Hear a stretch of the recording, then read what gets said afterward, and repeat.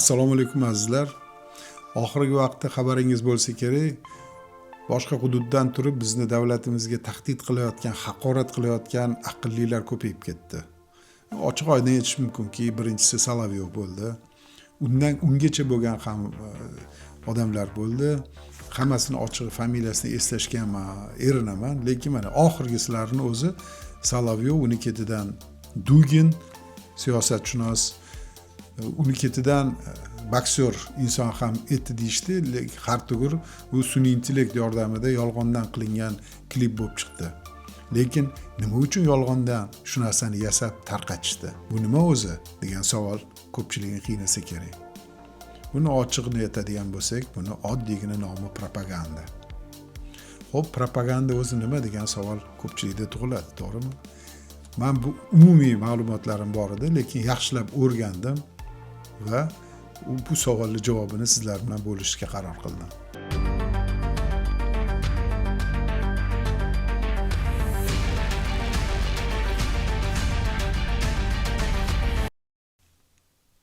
Propaganda bu sizning fikrlaringizga ta'sir qilish uchun maxsus ishlab chiqarilgan strategiya. Bu xayollaringizni va hissiyotlaringizni nazorat qilishga qaratilgan. Sodda qilib aytadigan bo'lsak, bu sizni nima to'g'ri-yu, nima noto'g'ri deb o'ylashingiz kerakligi haqida instruktaj desak bo'ladi. U nafaqat xabar berish, balki ma'lumot yetkazishgina emas, balki qanday fikr olishingiz va kimni qo'llab-quvvatlashingizni belgilashga xizmat qiladi. Azizlar, shuni ham unutmangki, propaganda bu aql va hissiyotingizni xuddi qog'ozdek yoqish san'ati. Masalan, ma'lum bir xabarni takrorlash orqali odamlarda uni to'g'riligi haqida illyuziya yaratiladi. E'tibor bering-a, oxirgi shu biz ta'kidlayotgan propaganda, O'zbekistonga hudud, qanaqadir jangovar voqealar o'tkazamiz degan gap bir necha marta qaytarildi. Birinchi marta Solovyov tomonidan, ikkinchi marta bu siyosatshunos olim sifat tomonidan, uchinchi marotaba esa sportchi tarafidan.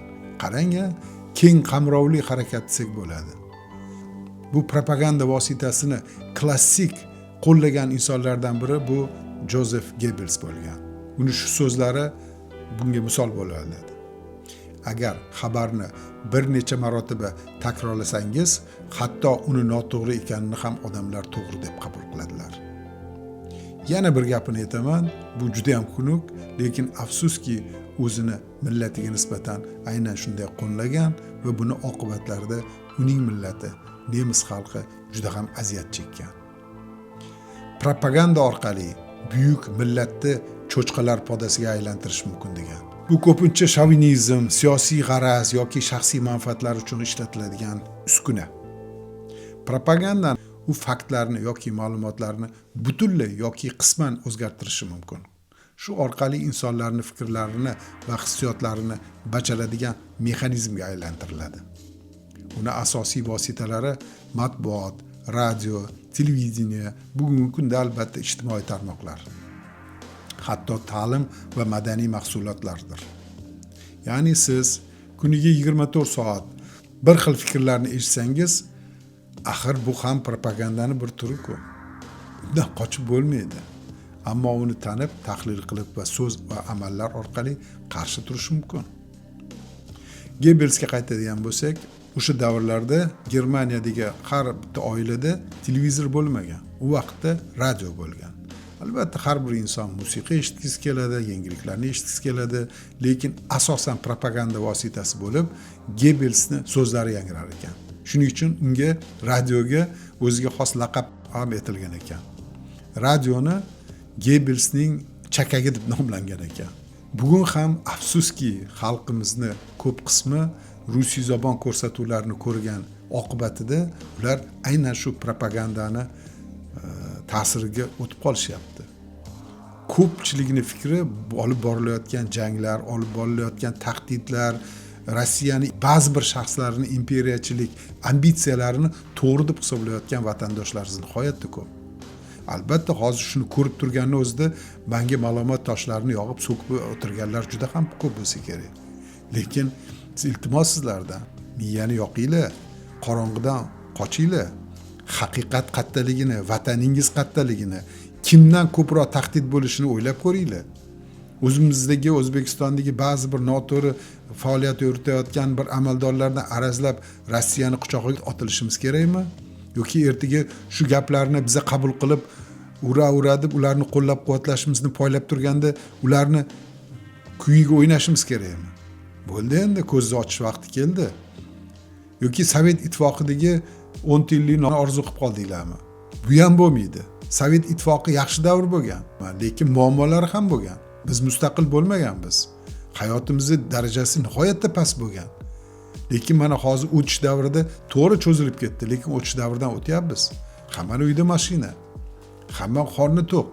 Mehnat qilgan odam, aqli bo'lgan odam har holda yomon yashamayapti. Davlatni darajasi o'syapti, turmush darajasi o'syapti. Oxirgi 10 yil davrida bizni iqtisodiyotimiz raqamlarga agar tayanadigan bo'lsak, bir 7 marta, 8 marta oshdi. Ozgina sabr qilsak yetib olamiz. Lekin agar bugungi kunda o'sha propagandachilarni quli bo'lib, ularni gapiga quloq solib, Xudo ko'rsatmasin agar yana kimgadir qaram bo'lib qoladigan bo'lsak, endi bu qaramlikdan chiqib keta olmaymiz. O'sha davrdagi soyuz to'kilishini bahonasida bizga Allohning ne'mati bo'lib mustaqillikka erishdik. Endi mustaqillikni qadrlash kerak. Bir piyola choy bilan bitta nonga mustaqillikni almashishimiz xato bo'ladi. Ular gapiraveradi. Bilasizmi qanaqa oylik olishini? O'sha Solovyovni u vatanparvarlik uchun bu gaplarni gapiryapti deb o'ylayapsizmi? Eng katta pul topadigan, oylik oladigan ana shu propagandachilar. Sizlar esa o'shalarning gapiga ishonib o'tirishingiz kerakmi? Kitob o'qing, kitob varaqlang, harakat qiling, boshqa ma'lumotlarni izlang. Ingliz tilida hozir bemalol o'qish mumkin. Translator orqali hamma tomondan ma'lumotlarni oling. Ozgina kengroq fikrlash kerak.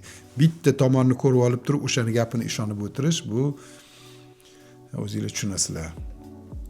Endi qarang, propagandachilarning asosiy maqsadiga keladigan bo'lsak, odamlarni fikri va emotsiyalari orqali ularni xulq-atvorini va harakatini nazorat qilish.